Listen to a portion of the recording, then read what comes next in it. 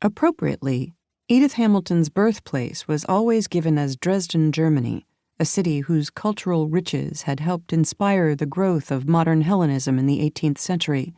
Dresden was generally identified throughout Hamilton's life as her place of birth.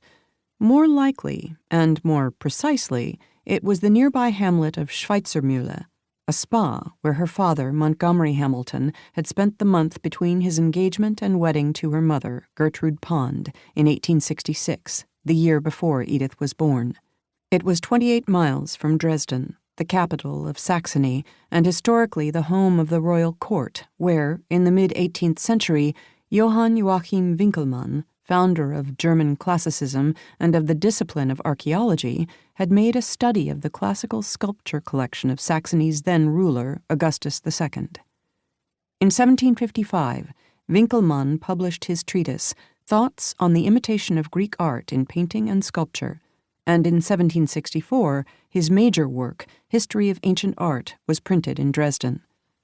These books spurred intellectual and artistic interest in ancient Greece, idealizing its culture as one that, at its apex in the 5th century, had experienced political liberty maintained by individual self-restraint.